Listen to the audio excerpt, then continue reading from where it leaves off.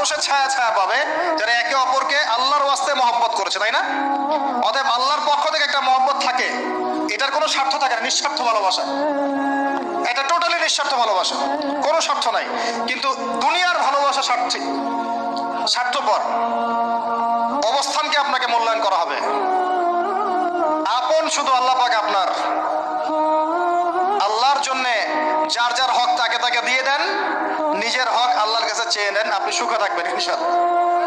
এর চেয়ে কোনো ফিলোসফি নাই দুনিয়াতে সুখে থাকার। আপনি মানুষকে সন্তুষ্ট করতে পারবেন না, পরিবার, বাবা মা, ছেলে মেয়ে, বউ বাচ্চা, কাউকে সন্তুষ্ট করতে পারবেন না। 100% আপনি কাউকে সন্তুষ্ট করতে পারবেন না। সারা জীবন করে যাবেন, আপনার বিরুদ্ধে অভিযোগ থেকেই যাবে। আল্লাহ পাক অপেক্ষা করছেন আপনার জন্য। আপনি কখন তওবা করে তার দিকে ফিরে আসবেন, দিন আল্লাহ পাক আপনাকে মাফ করে দিবেন ইনশাআল্লাহ।